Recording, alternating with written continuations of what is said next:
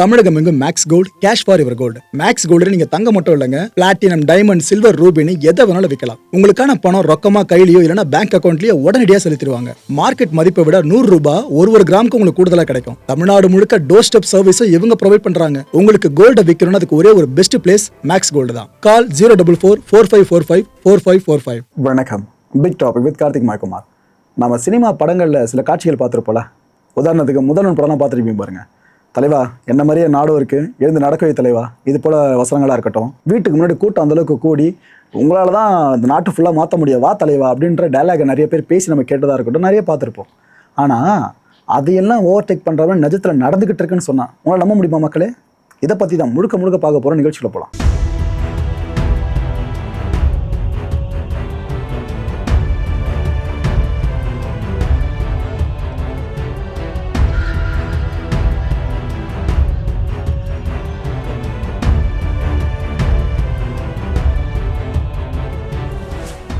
இந்த பனையூரில் இருக்க தாவேக்கா கட்சி ஆஃபீஸ் இருக்குல்ல, அங்கே தாவேக்கா எம்எல்ஏஸ் ஒவ்வொருத்தராக வந்து போயிட்டு இருந்தாங்க. அப்போ ஊடகவியலாளர்களும் ஒவ்வொருத்தர்கிட்ட மைக்கு போட ஆரம்பிச்சிருந்தாங்க. அப்படி நிறைய பேர் நிறைய விஷயங்களை பேசினாங்க, ரொம்ப எமோஷ்னலாக பேசினாங்க. எனக்கு தாவேக்கால இந்த மக்களோட அபிமானம் இவ்வளோ பெற்றிருக்காங்களா, அது சார்ந்து எதுக்கு அவ்வளோ சந்தோஷம்னா ஒரே ஒரு விஷயந்தான், நாமெல்லாம் வேட்பாளர்களாக அறிவிக்கப்பட்டு இந்த அளவுக்கு வாக்கு வித்தியாசத்தில் ஜெயிப்போம், அதுக்கப்புறம் நாமளும் எம்எல்ஏ ஆகும்னு சாமானிய மக்கள் கனவோடு நினச்சி பார்க்க முடியாது. ஏன்னா அரசியல் தெரிஞ்ச எல்லாருக்குமே தெரியும் கேண்டிடேட்ஸ் எப்படி செலக்ட் பண்ணப்படுவாங்க அப்படின்ட்டு. அதை தாண்டி சாமானிய மக்கள் பல பேர் எம்எல்ஏவாக தேர்வாகியிருக்கான சாதாரண விஷயம் வாங்கியது. இன்னைக்கு இதனால தான் தாவேக்கா சார்ந்து இது நல்லா இருக்கு இந்த விஷயம் அப்படின்னு பிடிச்சது. ஆக்சுவலாக அந்த பனையூர் ஆஃபீஸ்க்கு வந்துட்டு போனவங்கள சில பேர் சொன்ன விஷயம் என்ன தெரியுமா? என் பொண்ணு ஃபோன் பண்ணி அழுகுறாங்க, என்கிட்ட ஃபோன் பண்ணி அழுகுறா, எப்போ விஜய் சிஎம் ஆவார் அப்படின்னு கேட்குறா என்கிட்ட என் பொண்ணு, நான் என்னங்க பதில் சொல்ல முடியும்னா ஒரு மாதிரி கண் கலங்கி பேசுகிறாங்க அவங்க. இன்னொரு ஜல்லிக்கட்டு போராட்டம் நடக்கக்கூடாதுன்னு நாங்கள் நினைக்கிறோம் அப்படின்னு சொல்கிறாரு. நடந்துடக்கூடாதுங்க, ஏன்னா எந்த ஒரு அமைதி போராட்டமும் அற வழியில் போயிட்டே தான் இருக்கும், ஆனால் முடிகிறப்ப ஒரு மாதிரி மாற்றி முடிச்சு விட்ருவாங்க. அதுக்கு தான் சொல்கிறேன், அது வேண்டாம். மக்களோட தீர்ப்பை தமிழ்நாட்டில் இருக்க எல்லா கட்சிகளும் மதிக்கணும் அப்படின்ட்டு அவங்க கேட்டிருக்காங்க. அதான் பெரும்பான்மை நிரூபிக்கணும், அவ்வளோதானே. சட்டமன்றம் சார்ந்து அங்கே ஃப்ளோர் டெஸ்ட் பண்ணி நிரூபிச்சிக்கலான்றது தான் அவங்க மனக்குமுறையில் இருந்துக்கிட்டு இருக்கு. அட் த சேம் டைம் தனி ஒருத்தராக இந்த தொண்டர் பண்ண வேலை இருக்கு.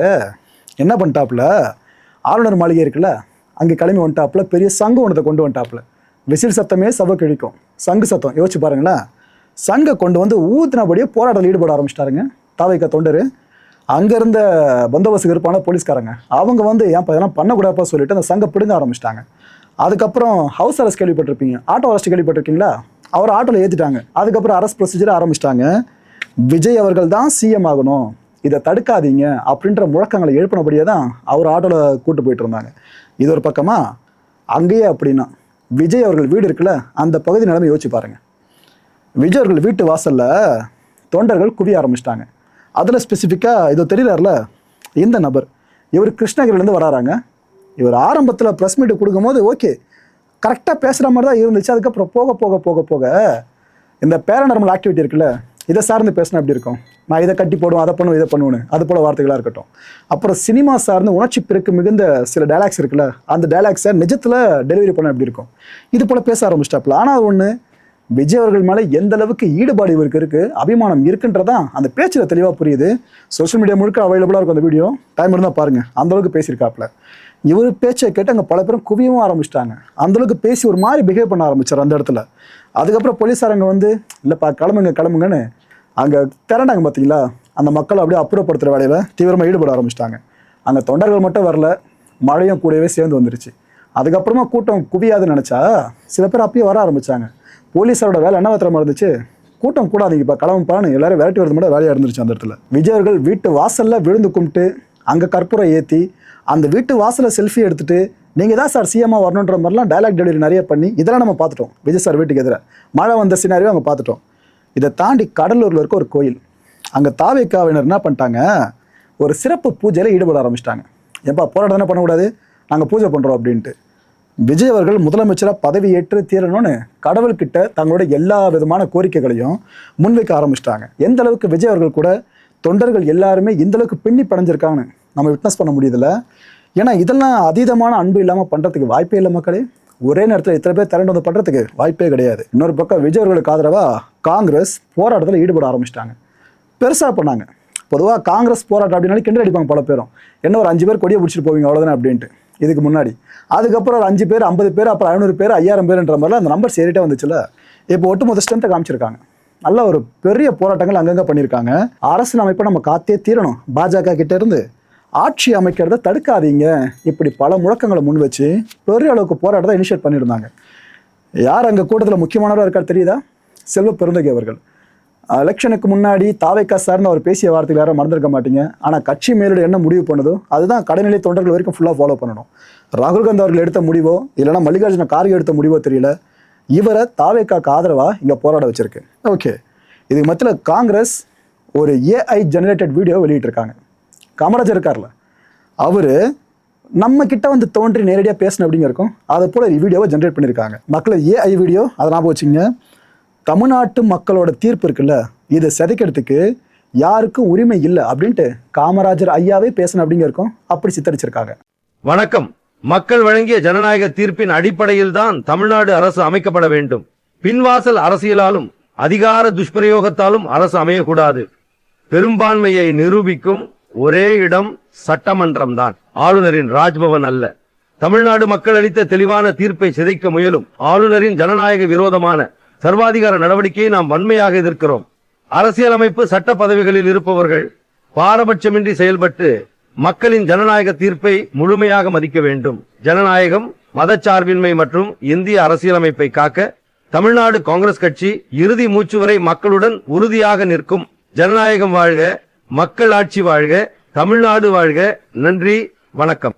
விஜய் சார் சினிமாவில் நடிச்சிட்டு இருந்தப்ப பெண்கள் ரசிகைகள் ரொம்ப ஏராளம். இன்ஃபேக்ட் ஆண்களை விட ஒரு படி மேலே பெண் ரசிகைகள் அதிகமாக இருப்பாங்களா, அந்த அளவுக்கு ஃபேன் கூட்டத்தை கட்டி போட்டு வச்சிருந்தாப்புல. ஆனால் அரசியல் களத்துக்கு வந்த பிற்பாடு அந்த ரசிகைகள் தொண்டர்களாக மாறினாங்க பார்த்தீங்களா. அப்போ கூட முன்னாடி இருந்த அன்பை அப்படியே வச்சுட்டு இருக்காங்க. அதை இந்த ஒரு காட்சி மூலமாக தெளிவாக புரிஞ்சிக்க முடியுது. பட் இதை மோட்டிவேட் பண்ணக்கூடாதுன்னு நினைக்கிறேன். ஏன்னா இதை நம்ம மோட்டிவேட் பண்ணி இன்னும் நிறைய பேர் கிளம்புனாங்களாக்கா அது பிரச்சனைக்கு தீர்வாக இருக்காதுங்க. அது பிரச்சனை பெருசாக தான் மாற்றி விடும். திண்டுக்கல்ல ஒரு 3 பெண்கள் என்ன பண்ணியிருக்காங்க, விஜய் அண்ணா சிஎம் ஆகணும், ஆளுநர் அவருக்கு அழைப்பு விடுக்கணும் ஆட்சி அமைக்கிறதுக்கு, அவர் ஃப்ளோர் டெஸ்ட் பண்ணி ப்ரூவ் பண்ணிக்கிட்டோம், அது இதுன்னு சொல்லிட்டு சாகம் வரைக்கும் உண்ணாவிரத போராட்டம்னு ஆரம்பிச்சிட்டாங்க. சாகம் வரைக்குமாங்க. மக்களே, உங்களுக்கு எந்த தலைவர் மேலே எவ்வளோ பற்று இருந்தாலும் பரவாயில்ல, உங்கள் உயிரை யாருக்காகவும் பணைய வைக்காதீங்க. அதை நான் ஓப்பனாக இங்கே சொல்லிடுறேன். ஏன்னா மற்ற தலைவர்களுக்கு நீங்கள் ஒரு தொண்டர்கள் அவ்வளோதான். ஆனால் உங்கள் குடும்பத்துக்கு நீங்கள் மட்டும் தான் மைண்டில் தெளிவாக வச்சுக்கோங்க. இவங்க இது போல் போராட்டத்தை ஆரம்பித்தாங்களா, போலீஸ் அஃபிஷியல்ஸ் அவங்க வந்துட்டாங்க, அட்வைஸ் பண்ண ஆரம்பிச்சிட்டாங்க. இதெல்லாம் நடந்துச்சு. திண்டுக்கல்ல தான் நாங்கள் ஒரு 6 மாதமாக இருக்கேன். இப்போ வந்து தாவேக்கா தலைவர் விஜய் அவர்களுக்கு பொறுப்பு இதுவரைக்கும் பெரும்பான்மையாக அதிகமாக வாங்கியிருக்காங்க. இந்திய ஜனநாயக முறைப்படி அதிகமான வாக்கு வாங்கியிருக்காரு. அவர் ஆளுநருக்கு அதிகாரம் இருக்குது. ஆர்டிக்கிள் 164 சட்டத்திட்டத்தின்படி அவருக்கு அழைப்பு விடுத்து பொறுப்பு கொடுக்கணும். ஆனால் அவர் அலக்களிக்கிறார். அவங்களுக்கு பெரும்பான்மை நிர்ணயிக்க இன்னும் 15 நாள் காலக்கெடு கொடுக்கலாம். அதோட சட்டமன்றத்தில் போய் அவருடைய பெரும்பான்மை நிரூபிக்கலாம். அதுக்கு முன்னாடி ஆளுநர் ஏன் இதை அவர் அலக்களிக்கிறாருன்னு எங்களுக்கு தெரியல. அதை எதிர்த்து தான் எங்கள் தலைவர் ஒரு கண்டனம் கூட தெரிவிக்கலை. அவர் சார்பாக தான் நாங்கள் இப்போ உண்ணாவிரத போராட்டம் நடத்துகிறோம். இல்லைம்மா, ஆளுநர் அவர் 15 நாள் நீங்கள் கெடு கொடுத்தாலும் அவர் அதுக்கு இடையில நடக்கிற நெகட்டிவாக ஏன் சார் பேசணும்? அதுக்கு இடையில என்ன குதிரை பேரங்கள் இது பண்ணுறது அவர் உங்கள் தலை சொல்கிறாங்க. நடக்கிறதுக்கான வாய்ப்பு இத்தனை மக்கள் பேர் ஓட்டு போட்டு தேர்ந்தெடுத்துருக்காங்க. அப்படி நடக்கிறதுக்கு வாய்ப்பு இல்லை, இருக்காதுன்னு நாங்கள் நம்புகிறோம் சார். எங்கள் தலைவர் 15 நாளுக்குள்ள பெரும்பான்மை நிரூபிப்பார். சாமானிய மக்கள் எந்த அளவுக்கு விஜய் அவர்கள் தான் சிஎம் ஆகணுன்றது ரொம்ப தீர்க்கமாக இருக்காங்க. அதை நம்ம எலெக்ஷனில் தெளிவாக பார்த்துருவோம். ரிசல்ட்லேயே அவர் ஆகிடணுங்க. அதுதான் எல்லாரோட மனநிலையாக இருந்துகிட்டு இருக்கு. இந்த விஷயம் நடிகர்கள் வரைக்கும் தாக்கத்தை ஏற்படுத்தியிருக்கு. பொதுவாக ஆளுங்கட்சின்னு ஒன்று இருக்கும்போது நடிகைகள் பெருசாக வாய் திறந்து பேச மாட்டாங்க. ஆளுங்கட்சிக்கு எதிராக ஒரு விஷயத்தை பேசவே மாட்டாங்க. ஆளுங்கட்சி எதுக்கு ஒரு பர்சனை பற்றியும் பேச மாட்டாங்க, வக்காலத்தை வாங்கி பேச மாட்டாங்க. ஆனால் இப்போ தான் தமிழ்நாட்டில் ஆளுங்கட்சின்னு ஒன்று கிடையாது. இதுக்கப்புறம் நிறைய பேரும் தாராளமாக பேசலாம்ல. இல்லை எனக்கு உள்ளார்ந்து ஒரு ஆதங்கம் என்ன தெரியுமா, இவ்வளோ கட்ஸ் இருக்கிறவங்க எங்கே இருந்தானே பேசணும். அதை விட்டு ஆட்சியில் இருந்தால் நாங்கள் பேச மாட்டோம், இல்லைனா மட்டும் தான் பேசுவோனாக்கா என்னது இது? சரி, ரைட்டு. விஜயர்களுக்காக நடிகர் சௌந்தர் இருக்கார்ல, அவர் ஒரு ஆதங்க வீடியோ இப்போ வெளியிட்டிருக்காருங்க. வணக்கம் மக்களே, ரொம்ப நாள் கழிச்சு உங்களை நேரில் பார்க்குறேன். அதாவது ஒரு புதுசாக ஒரு ஆள் ஆட்சி அமைக்க வராருன்னா இந்த தமிழ்நாட்டில் என்னென்ன பிரச்சனை வருது பாருங்க. அதாவது உண்மையிலே மு.க. ஸ்டாலின் அவர்கள் நிச்சயமாக பாராட்டணும். நாங்கள் எந்தவித இடையூறும் தரமாட்டோம்னு சொல்லிட்டாரு. இப்போது இந்த அண்ணன் திருமாவளவன் இருக்கார் இல்லையா, அவர் வந்து 2 சீட் தான் ஜெயிச்சிருக்கார். அவர் வந்து ஏற்கனவே வந்து தளபதி என்ன சொன்னார்னா, விஜய் அவர்கள் இந்த மாதிரி வந்து நாங்கள் ஆட்சி வந்தால் ஆட்சியில் வந்து பங்கு கொடுப்போம்னு வேற சொன்னார். இப்போ நீங்கள் என்ன கேட்டீங்க, ஆட்சியில் பங்கீடு 8 சீட்டு கொடுத்துட்டாங்க அவ்வளோ பேசிட்டு இருந்தீங்களே.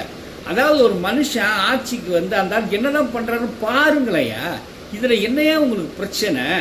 எல்லோரும் ஆளுக்கு ஜவ்வு மாதிரி இழுத்துன்னு இருந்தா ஒரு ஒரு ஒரு இளைஞன் வந்து ஆட்சிக்கு வரவே கூடாதா? ஆண்ட கட்சியே தான் வந்துட்டு இருக்கணுமா? ஆண்ட ஆட்சியே தான் சுரண்டிட்டு இருக்கணுமா? இதுக்கு நீங்கள்லாம் துணை போகணுமா? தயவு செய்து ஒரு நல்ல முடிவை எடுத்து ஒரு 6 மாதம் பாருங்கள். அவர் ஸ்டாலின் ஐயா சொன்ன மாதிரி பார்த்துட்டு அதுக்கப்புறம் சரி வரணும்னா என்னன்றது ஸ்டெப் எடுங்க. அதை விட்டுட்டு என்னங்க இப்படி பண்ணுறீங்க? இந்த கம்யூனிஸ்ட்ன்ற பேரில் 2 பேர் இருக்காங்க பாருங்கள், உண்மையிலே தேர் நாட் ரியல் கார்ல் மார்க்ஸை படிச்சிருக்காங்களா? எங்கெல்ஸ்னா என்னன்னு தெரியுமா? மார்க்சிசம் படிச்சிருக்காங்களா? என்ன லெனின் பற்றி தெரியுமா ஏதாவது? ஒருத்தங்க ஆட்சி அமைச்சா அதுக்கு என்னென்ன பண்ணலாம், எப்படி பண்ணலாம்? பாவங்க, தப்புங்க. நம்ம தமிழக மக்கள் சில நேரத்தில் வந்து இந்த மாதிரி சேட்டையெல்லாம் பண்ணுவாங்க. அதாவது கரெக்டாக கொடுக்குறதே ஒரு 118 120 சீட்டு கொடுத்துருந்தா இந்த பிரச்சனையே வந்திருக்காது. அதில் லைட்டாக எப்படி ஓகே ரைட் சரி நடந்து முடிஞ்சிச்சு. பெரும்பான்மை மெஜாரிட்டி எடுத்திருக்காரு. காங்கிரஸ் இப்போ 5 சீட்டு கொடுத்துட்டாங்க. ஸோ இப்போ 115 ஆயிடுச்சு. இன்னொரு 3 சீட்டு கொடுங்களா ஐயா. ஏயா பழைய பழப்பெருச்சாலையில் தான் தூக்கி கிடாச்சிட்டாங்கல்ல மக்கள். இனிமேல் கொஞ்சம் புதுசாக யோசிங்க, புதுசாக சிந்திங்க.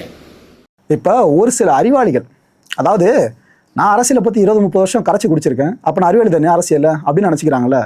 அது போல் அறிவாளிகள் சொல்கிற விஷயம் என்ன தெரியுமா? நன்றி கேட்ட மக்கள்ப்பா, சுத்தமாக நன்றியே இல்லை.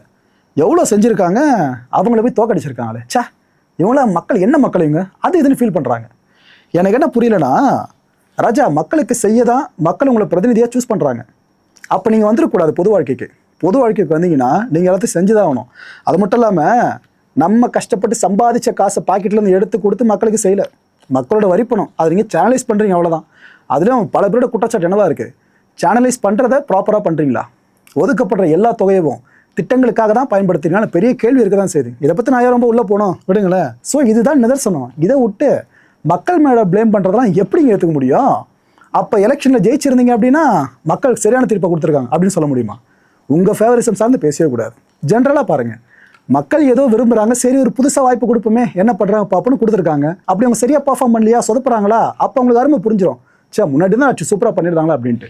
அது மக்களே முடிவு பண்ணிட்டோம். மக்கள் தீர்ப்பே மகேசன் தீர்ப்பு. அதை விட்டு எனக்கு எல்லாம் தெரியுன்ற மமதை எப்போ ஒரு மனுஷனுக்கு வருதோ நீ அப்போவே தோக ஆரம்பிச்சிட்டேன், அறிவு ரீதியாக கீழே வர ஆரம்பிச்சிட்டேன்.